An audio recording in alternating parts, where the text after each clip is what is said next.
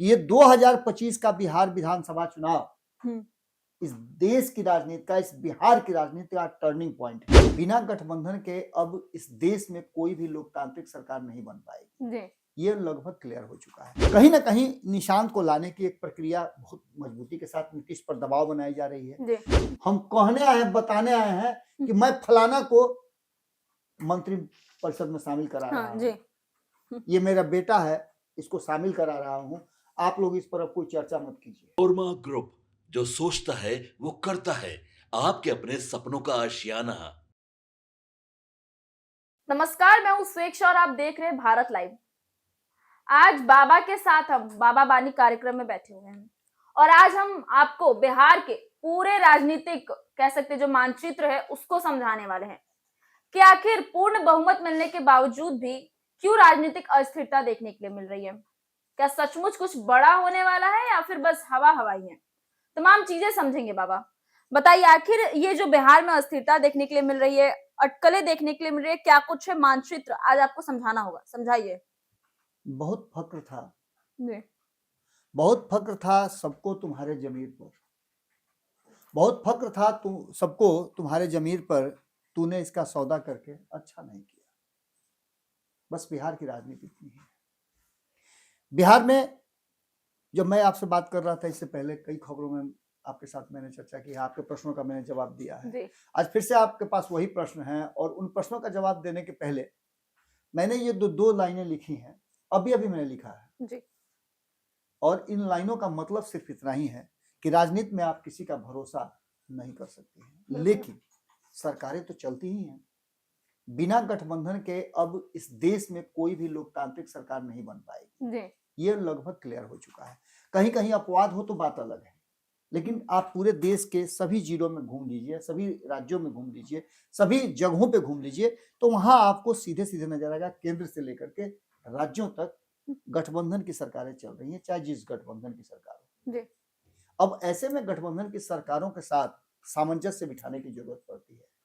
आपने सवाल शुरू ही किया है कि पूर्ण बहुमत की सरकार है, उसके बावजूद भी अस्थिरता क्यों? हाँ, बिल्कुल बिल्कुल इस बात को कहने के लिए जरा भी गुरेज नहीं है कि जो कुछ भी चल रहा है इस देश में बिहार को लेकर के, जो चर्चाएं चल रही हैं, जो बिहार में राजनीति चल रही है, जो राजनीतिक दल के नेताओं से बातचीत हो रही है, उसमें आपको अस्थिरता दिखेगी। जी स्वार्थ कुछ ज्यादा हो गया है और सबको पता है। मैं चुनाव से पहले इस बात को कह रहा था तो मेरी बातों पे लोगों को भरोसा नहीं हो रहा था, लेकिन आज उन सभी लोगों को इस बात को मानना पड़ेगा कि मैंने कहा था कि ये 2025 का बिहार विधानसभा चुनाव इस देश की राजनीति का, इस बिहार की राजनीति का टर्निंग पॉइंट है। हमारे यहाँ हमारे बुजुर्ग कहते हैं कि 10 साल के बाद बदली, चाहे बदलेला। सांचों में 10 साल के बाद हम बदल देख लेंगे। अब सीधी सी बात है कि ये राजनीतिक में लागू होता है कि नहीं, राजनीति में लागू होता है कि नहीं, तो लागू हो गया। सबको चिंता इस बात की है कि मेरा बेटा राजनीति में कैसे लागू हो गया बाबा? मेरा बेटा अच्छा, मेरे बाद मेरा संभाले। हाँ, लालू प्रसाद ने अगर सोची है पहले सोच लिया था। उसके बाद समाजवादी चोला ओढ़ करके भेड़ के खाल में भेड़िया वाला बात जो है, मैं नहीं कह रहा हूं ये बात। ये पूरे बिहार के राजनीतिक गलियारे में, राजनेताओं में, पत्रकारिता जगत में उठा के आप देख लीजिए कि इसी बात की चर्चा हो रही है कि सौभे के बेचैनी बा कि हम अपन संपत्ति अपना बेटवा के देती। बिल्कुल, ये बात तो एकदम सही है। हड़बड़ी इस बात की है कि कोई समझौते का, कोई बंटवारे का कागज नहीं सामने रखा गया और सीधे कहा गया कि मेरे बेटा को दे दो। अब इन सारी बातों को लेकर के कुछ लोगों की मजबूरी और कुछ लोगों का सोच दोनों आपको दिखेगा। बिहार में जितनी भी पार्टियां हैं, क्षेत्रीय पार्टियां या जो भी राष्ट्रीय पार्टियों की बात आप कर दीजिए, तो हम शुरुआत करते हैं भारतीय जनता पार्टी से। भारतीय जनता पार्टी का जो सबसे बड़ा नेता आज के डेट में कहा जाता है सम्राट चौधरी, बिल्कुल राजनीतिक फैमिली से आते हैं। माँ और पिता दोनों उनके पॉलिटिशियन रहे हैं। दोनों को बिहार की राजनीति और बिहार में का चलाने, बिहार की सरकार में शामिल होने का मौका मिला। वो भी राजनीतिक परिवार से आते हैं। उसके आगे दूसरी पार्टी की तरफ जाइए, विपक्ष की बड़ी पार्टी राष्ट्रीय जनता दल। लालू प्रसाद अपने बेटा, बेटी, हई, हऊ, मेहरारू सबको राजनीति में डाल दिए। मेरी विरासत को मेरे लोग ही देखेंगे, मेरे परिवार के लोग जी। देखेंगे। कुछ लोगों की मजबूरी, जीतन राम मांझी उन्होंने भी अपने बेटे को अपना सारा राजनीतिक भार जो दे दिया। जिम्मेवारी थी, सल्तनत थी, सब सौंप दिया। जी। मजबूरी चिराग पासवान की, पिता की अचानक मृत्यु के बाद, हालांकि उनके पिता ने भी उनको उनके ऊपर जिम्मेवारियां सौंप दी थी, पार्टी का कमान उनके हाथ में दे दिया था और राष्ट्रीय अध्यक्ष उनको बना दिया था। लेकिन एक ऐसा कालखंड आया जिसमें उनके पिता का साथ उनसे छूट गया। उसके बाद पार्टी के साथ जो कुछ भी हुआ, उसके बाद उन्होंने जो अपने आप को रिवाइव किया, बिहार की जनता के बीच में गए और जब जाकर के कहा कि मैं रामविलास पासवान का बेटा हूं, आप मुझे समर्थन करते हैं कि नहीं करते हैं, एक राजनेता के रूप में लोगों ने स्वीकार किया और वो स्थापित हो गए। ये राजनीति यहां से बढ़ती हुई अब आई तो समाजवादी अपने आप को कहने वाले लोगों ने भी शुरू कर दिया ये कहना कि अब हम भी समाजवाद के चोला को थोड़ा सा उतारते हैं। एक तरफ आपने देखा होगा कि निशांत को लेकर के जबरदस्त चर्चा चल रही है। कल ही हमारे स्टूडियो में आए हुए थे उपेंद्र कुशवाहा के बहुत पुराने साथी, बहुत करीबी रहे हैं। उसके बाद जनता दल यूनाइटेड के बड़े नेता हैं, प्रवक्ता भी हैं, कई पदों पर रह चुके हैं, धीरज कुशवाहा, उन्होंने भी कहा कि निश्चित रूप से निशांत के आने से पार्टी को मजबूती मिलेगी और जो लौकुश समीकरण का एक बना हुआ है, कहा जाता है दायरा या वोट बैंक, वो हमारा बरकरार रह जाएगा और हम आगे की राजनीति में और मजबूती के साथ आगे बढ़ पाएंगे। उन पर सबको भरोसा होगा। तो कहीं ना कहीं निशांत को लाने की एक प्रक्रिया बहुत मजबूती के साथ नीतीश पर दबाव बनाई जा रही है। लेकिन इस बीच में उपेंद्र कुशवाहा ने जो किया, कहा तो ये भी जा रहा है, इंटरनल खबरें ये हैं कि उन्होंने अपने लोगों से भी इस बात की हामी नहीं भरी, सीधे जाकर के ऑर्डर कर दिया कि सुनिए, आप लोगों से हम राय करने नहीं आए हैं, हम कहने आए हैं, बताने आए हैं कि मैं फलाना को मंत्री परिषद में शामिल करा रहा हूं, ये मेरा बेटा है, इसको शामिल करा रहा हूं, आप लोग इस पर अब कोई चर्चा मत कीजिए। और जब तक शपथ ग्रहण नहीं करता तो कोई किसी से कहेगा भी नहीं। लेकिन अंततः हुआ क्या? वही हुआ जो लोगों को उसे नहीं आप राय मशवरा कीजिएगा, राजनीतिक दल है, कहा जाता है कि संवैधानिक प्रक्रिया के तहत राजनीतिक दल बनते हैं, तो वहां से नाराजगी शुरू हो गई। ये तो वो बातें मैंने बताई जो कहीं ना कहीं इस बात की तरफ इशारा करती है कि निजी स्वार्थ, निहितार्थ स्वार्थ सब कुछ मिलजुल करके एक सरकार जो पूर्ण बहुमत में आई, सरकार बनने से पहले, वोटिंग से पहले, रिजल्ट आने से पहले सबको ये शक था, शुभा था, भय था, डर था कि कितनी सीटें हमें आएगी, हम सीट जीत पाएंगे कि नहीं जीत पाएंगे, क्या मेरा भविष्य होगा। अब जब भविष्य का निर्धारण हो गया है तो सभी को इस बात का स्वार्थ है कि जो मिला है उसको जितना दोनों हाथ से लपक लीजिए। आपको भूख बहुत तेज से लगी हो तो दोनों हाथ से खाइए, तो मुंह तो एक एक होना है, बिल्कुल दोनों हाथ से खाइए, चाहे 5 हाथ से खाइए, चाहे बेलचा से डलवाइए मुंह में, लेकिन मुंह में तो उतने ना खा पाइएगा जितना क्षमता है मुंह का। तेज भूख लगने से जल्दी जल्दी तो नहीं खत्म हो जाएगा सब कुछ, या इतना बड़ा मुंह तो नहीं हो जाएगा। अब जो है सारा चीज, पत्नी, बेटा, बेटी, पतोह, सारा लोगों को दे देना है सब कुछ। राजनीति का मौका मिला है, दे के खत्म कर भाई, कहाँ इधर उधर जाना है। ये प्रक्रिया जो है कहीं ना कहीं राजनीति में समाजवाद से परिवारवाद की तरफ स्विच किया है और इसको लेकर के अब जो परिस्थिति बनी है उसमें 2 सीटों वाली एनडीए गठबंधन इसी में आपस में उलझ के रह गई है। हमको क्या चाहिए आने वाले समय में, हमारे विधायक हैं तो उसके आधार पर ये चाहिए, उसके आधार पर ये चाहिए। शुरुआत हम करते हैं इस पूरी कहानी का कि राजनीतिक अस्थिरता का कारण क्या है। तो सबसे बड़ा कारण इसका स्वार्थ, निहितार्थ है। भाजपा का स्वार्थ है कि उसका अपना मुख्यमंत्री हो।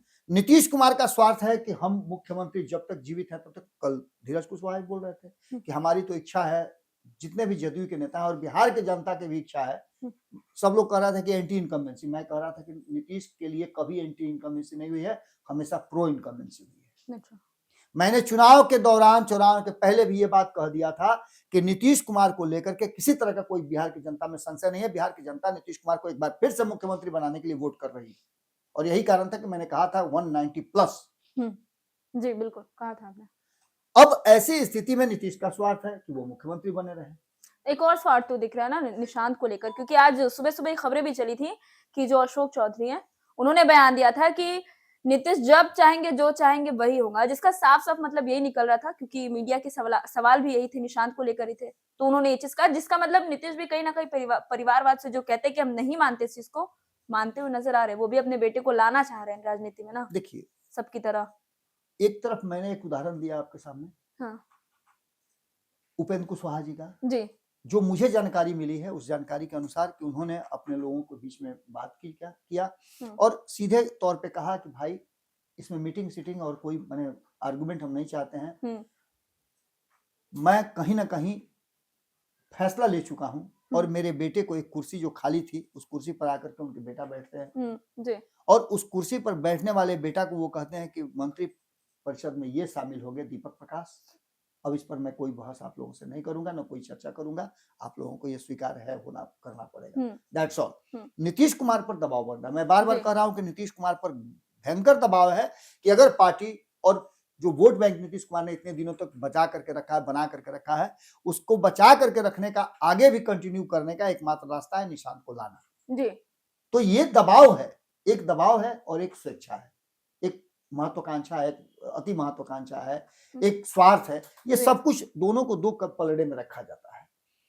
तीसरी सबसे महत्वपूर्ण बात कि चिराग पासवान ने ऑलरेडी कह दिया, जो चुप्पी साधे हुए हैं, आपने देखा होगा बिहार की राजनीति पर चिराग पासवान एक शब्द नहीं बोल रहे हैं, उनके जीजा भले ही अरुण भारती जो हैं सांसद जमुई के, वो कुछ कुछ बातें बिहार के प्रभारी भी हैं तो उनका हक भी बनता है कि वो बोले, वो बार बार इन सारी प्रक्रियाओं प्रतिक्रियाओं पर बोलते हैं। जब उनके पार्टी से किसी को शामिल कराया गया था आरएलएम में, उपेंद्र कुशवाहा ने शामिल कराया था, तब भी उन्होंने इसकी प्रतिक्रिया दी थी और भी कई बातों पे वो प्रतिक्रिया देते हैं। जब जीतन राम मांझी कुछ बोलते हैं तो उस पर भी प्रतिक्रिया देते हैं, लेकिन चिराग चुप है, नीतीश चुप है और इन दोनों की चुप्पी कहीं ना कहीं इस बात की तरफ इशारा करती है कि कोई बड़े ज्वार भाटा की कहीं संकेत तो नहीं है। बिहार की राजनीति में दो तीन बातें बहुत महत्वपूर्ण है। नीतीश की भूमिका क्या होगी, इसको तय करने के लिए बार बार हम कह रहे हैं, हमने भी खबर चलाई है कि क्या नीतीश की कोई दूसरी भूमिका होगी जी। क्या निशांत को लाने की बेचैनी नीतीश कुमार में है या फिर भाजपा में है, क्योंकि भाजपा को यह बात पता है जब तक नीतीश कुमार मेन फ्रेम में है तब तक नीतीश कुमार को कुर्सी से कोई नहीं हटा सकता है और ना किसी को प्राप्त हो सकता है। तो उसके लिए क्या करना पड़ेगा, तो उसके लिए सीधे तौर पे करना पड़ेगा कि ऐसी स्थिति में नीतीश कुमार के जगह पर निशांत को ला करके और नीतीश कुमार को रिप्लेस किया जा सकता है, उनको किसी और भूमिका में रखा जा सकता है, जिसकी खबरें मैंने आपके साथ। तो जब बात होती है बिहार के राजनीति की तो निश्चित रूप से एक बात तो तय मान के चलिए कि ये 5 दलों का जो अक्सर 5 दलों की मुट्ठी, 5 दलों का बल, 5 पांडव वगैरह वगैरह जितनी भी उपाधियां दी जा रही थी, इन उपाधियों में अब कहीं ना कहीं एक स्वार्थ ने अपना जगह रख लिया है और यहां से शुरुआत हुई है कि कहीं ना कहीं विपक्ष जो है अब इसका मजा लेने लगा है। हालांकि विपक्ष के नेता ही जब फरार हैं सरकार बनने के बाद, आपको पता है कि दर्शन तक उनका नहीं हो रहा है लोगों को, विपक्ष निश्चित रूप से थोड़ा कमजोर हुआ है। विपक्ष चुप्पी साधे हुए, उसके पीछे का भी कारण होगा कि विपक्ष वेट एंड वॉच की स्थिति में है कि नीतीश कुमार क्या ये समझ पा रहे हैं कि नहीं, या फिर एनडीए गठबंधन में जो कुछ भी चल रहा है उसका इंपैक्ट, उसका असर क्या होता है। इन सभी परिस्थितियों को लेकर के जिस तरह से बारी बारी से अगर तुलना हम करें तो पहली आप पंक्ति में खड़ा कीजिए नीतीश कुमार को, तो नीतीश कुमार ने बिल्कुल अपने आप को साइलेंट कर लिया है, कुछ भी नहीं बोल रहे हैं, यानी कि जो भी फैसला उनको करना होगा एकदम त्वरित फैसला करेंगे, जो चल रहा है उसे चलाते रहेंगे, बिहार के लोगों को जो उन्होंने वादा किया है वो पूरा करने की कोशिश करते रहेंगे, केंद्र से जो योजनाएं हो लेते रहेंगे, राशि लेते रहेंगे और बाकी चीजें जो है वो करते रहेंगे। दूसरी तरफ भारतीय जनता पार्टी वो भी इंतजार कर रही, एकदम बगुले की तरह ध्यान लगा करके रखी हुई है कि कुर्सी कब खाली हो, कुर्सी हम अपने हाथ में ले। इसमें निशांत को मोहरा बनाया जा सकता है, निशांत को ला करके और उप मुख्यमंत्री बनाकर, जैसा मैं पहले भी कहता था, ऐसा किया जा सकता है, लेकिन ये शायद चिराग पासवान को पसंद नहीं है, क्योंकि चिराग पासवान ये सोच रहे होंगे या उनकी जो स्थिति अभी वर्तमान में है, जितना उन्होंने अपना कद इन 5 सालों में बढ़ाया है, 2020 से लेकर के अब तक 21 में जो उनके साथ हुआ, उसके बाद से फिर किस तरह से वो उनको चुनाव अलग लड़ना पड़ा, ये सारी चीजें होने के बाद जब 2024 और 25 के चुनाव की चर्चा हम करते हैं तो 100% 24 और लगभग 60% के आसपास उनका रिकॉर्ड जो रहा है, बेहतर रिकॉर्ड मैं कल आपसे बता भी रहा था बिल्कुल बिल्कुल कि हारी हुई सीटों को जीत करके 19 सीटों को जीत करके उन्होंने ये रिकॉर्ड निश्चित रूप से कायम किया है कि कहीं ना कहीं चिराग पासवान में वो वादा है और 2030 में वो मुख्यमंत्री के लिए चुनाव लड़ने की घोषणा भी एक तरह से समझिए तो मौखिक रूप से उन्होंने कर दिया है। अब आगे क्या होता है ये अलग बात है, लेकिन नीतीश के बाद उनकी इच्छा है कि वो बिहार का मुखिया बने, बिहार को लीड करें। तो उनके लिए भी ये कहीं ना कहीं एक कठिन समय हो सकता है, इसलिए उन्होंने भी चुप्पी साध रखी है कि दोनों क्या फैसला करते हैं, बीजेपी और जेडीयू। इसके बाद जीतन राम मांझी ने खुल करके कह दिया है कि भैया हमको आप कमजोर क्यों कर रहे हैं, आपने हमें 6 सीटें दी, 5 जीत करके आए, छठवीं भी बड़ी मुश्किल से हम हार पाए, तो ऐसी स्थिति में हमें और सीटें चाहिए थी, अब नहीं दिए हैं तो हमको राज्यसभा दीजिए, हमको और एमएलसी दीजिए। बिल्कुल। तो यहाँ एक और डिमांड बढ़ गया है।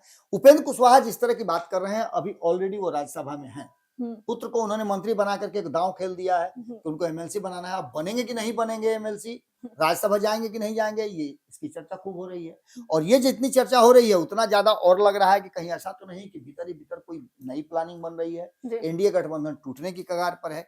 ये अस्थिरता वाली जो बात चल रही है इसमें अब ये बात अक्सर आपने देखा होगा कि हर किसी का सवाल ये हो रहा है कि क्या बिहार में राजनीतिक उथल पुथल जो मच रहा है, जिसकी सूचनाएं दी जा रही है, कुछ लोग तो ये भी कह रहे हैं कि ये प्लांटेड कराया जा रहा है, उपेंद्र कुशवाहा को लेकर के प्लांट किया जा रहा है। वास्तविकता तो ये है कि उपेंद्र कुशवाहा को देख, जिस चीज को सामने से आप देख रही हैं खुली आंखों से, बिना चश्मे के भी ऐसे देख रही हैं आप, अब उस चीज में आप कहिए कि नहीं, उपेंद्र कुशवाहा तो साफ नजर आ रहा है कि उनके विधायक उनके साथ नहीं है, इसको कितना छुपाइए, छुपने वाली बात है। सबसे मिल रहे हैं, आपसे नहीं मिल रहे हैं। जैसे बिहार में शराब के बारे में कहा जाता है कि मिलती सब जगह है, दिखती कहीं नहीं है, कहीं नहीं है जी।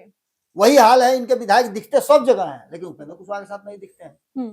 जब से वो जीत करके आए हैं तब से एक मीटिंग जिस दिन उन्होंने बेटा को फाइनली कह दिया था कि अब यही होगा मंत्री, उसके बाद से उनसे मिलने नहीं गए हैं। हाँ, आलोक सिंह का एक बयान जरूर आया था, लेकिन उस बयान को कितना तरजीह दिया, क्योंकि उसके बाद से उन्होंने भी कभी इस बात को नहीं किया। लिट्टी चोखा पर बुलाते हैं, कोई नहीं आता है। अब इन सभी बातों को लेकर के कहीं ना कहीं जो परिस्थितियां बनी है वो एक तरफ इशारा कर रही हैं कि एनडीए गठबंधन में सब कुछ ठीक ठाक नहीं है और एनडीए गठबंधन बिखर सकता है। बहुत बड़े पैमाने पर नहीं बिखरे तो एक एक ईंट बिखरने से ही पूरा मकान ढह जाता है। बिल्कुल बिल्कुल। तो अगर उपेंद्र कुशवाहा इस तरह का कुछ सोच रहे हैं तो उनके 3 विधायक तो निश्चित रूप से उनके साथ आज के डेट में नहीं है। फैसला क्या होता है, पार्टी, यहाँ तो कहा जा रहा है कि पार्टी भी वो लेना चाहते हैं कि भाई पार्टी हमारी है, अकेले हैं पार्टी के नहीं है, हम लोग पार्टी को अलग अपना करना चाहते हैं, एक ये भी बात चल रही। तो निश्चित रूप से ये हवाई तो नहीं है जी। कुछ ना कुछ जरूर है जिसको लेकर के बिहार की राजनीति में एक मजबूत सरकार के लिए मुश्किल घड़ी है। और इस मुश्किल घड़ी का कारण यही है कि चूंकि गठबंधन की सरकार है तो एडजस्टमेंट इसमें बहुत जरूरी होती है। एडजस्टमेंट में जरा सा भी गड़बड़ाया, अब जैसे टाइल्स देखिए ना, आजकल टाइल्स लगता है जो मकान में, तो टाइल्स का कोना अगर नहीं मिलता है तो देखिए कि वहां पर छेद हो जाता है, गैप हो जाता है। अगर उसी तरह से अगर बढ़िया से उसको अलाइनमेंट नहीं किया गया तो कहीं ना कहीं गैप रह जाएगा, और गैप जब रहेगा तो सड़ेगा भी और बिखरेगा भी। यही हाल गठबंधन का है। बिहार में पूर्ण बहुमत की सरकार है, सब कुछ ठीक ठाक चल रहा है, लेकिन जहां कुछ लोग होते हैं वहां तो परिस्थितियां बदलती ही रहती है। तो ये दावे के साथ नहीं कहा जा सकता है कि बहुत कुछ होगा, लेकिन ये तो संभावना जीवित है ना कि कुछ ना कुछ तो बात है जिसकी पर्देदारी है। इसीलिए आज की रात कुछ हलचल बड़ी है जी। आज की रात कुछ हलचल बड़ी है, उसे कोसने के बहाने ढूंढने में शहर होगा। यही है कि कहीं ना कहीं एक दूसरे की कमियां निकालने के लिए हलचल मची हुई है जी। कैसे उसको कोसा जाए, कैसे उस पर तोहमत लगाया जाए, कैसे आरोप लगाया जाए, इसी में जागते जागते जो है उस बहाने को खोजने के लिए शहर होगा। चलिए, बहुत बहुत धन्यवाद बाबा। तो बिहार की राजनीति की जो मानचित्र है वो आखिर हमने आपको समझा दिया, और एक बड़ा सवाल आपके लिए भी छोड़े जा रहे हैं, क्या सचमुच कुछ बड़ा होने वाला है या फिर बस हवा हवाई है? क्योंकि हालांकि बाबा ने समझाया और कहा भी है कि कुछ बड़ा तो नहीं पता लेकिन कुछ ना कुछ जरूर होगा। फिलहाल आपको बता दें इस खबर में इतना ही, लेकिन इस खबर से जुड़ी आपकी जो भी राय प्रतिक्रिया हो मैं कमेंट सेक्शन के माध्यम से जरूर बताएं। मैं स्वेक्षा, और बने रहे भारत लाइव के साथ। आपके सपनों को हमने सजाया है, ई होम्स पैनोरामा को हमने बनाया है। ई होम्स मेरा एक सपना था जिसपे मैं पिछले 4 साल से काम कर रहा था। हमने जो बनाया है वो सबने है माना। ई होम्स पैनोरामा में हो आपका भी आशियाना। और फाइनली हमने 2021 में इस प्रोजेक्ट को लॉन्च किया। बहुत लोग अप्रिशिएट कर रहे हैं कि पूर्णिया जैसे शहर में, बिहार के, एक तो बिहार की बात करें उसमें भी पूर्णिया जैसे छोटे जगह में इस तरह का लाइफस्टाइल देना, ये सुन के हम लोगों को बहुत अच्छा लगता है। ई होम्स में हमने कुछ और भी किया है, जैसे हम जिस जगह में रह रहे हैं हमारे फैमिली सिक्योर हो, उनको सिक्योरिटी का ध्यान में रखा है। आपकी सुविधा और सुरक्षा आपके लिए खास है, ये आपका विश्वास है। इसमें आर्टिफिशियल इंटेलिजेंस का 7 लेयर सिक्योरिटी का हमने इस्तेमाल किया है। लस ग्रीन कैंपस को बनाया है। यदि हमारा बाउंड्री वाल है तो वो वर्टिकल गार्डन है।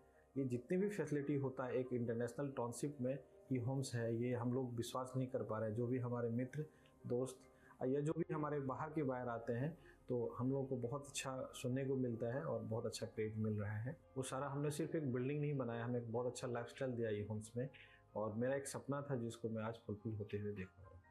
ये आपका आवास है। ई होम्स पैनोरामा में अब आपका निवास है। E homes Panorama, luxurious lifestyle redefined. Panorama group, जो सोचता है वो करता है। अगर ये वीडियो पसंद आई और वह बिहार के राजनीति और बिहारियत से सरोकार रखेनी तो सब्सक्राइब बटन दबा के चैनल के सब्सक्राइब कर ली। ओजे एगो घंटी बा, ओकरा बटन दबा देला से कुल सटीक और मारक खबर रुआ मुफ्त में मिल जाई।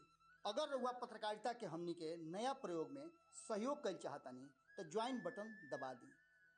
पेटीएम नंबर नोट कर ली 9386816700।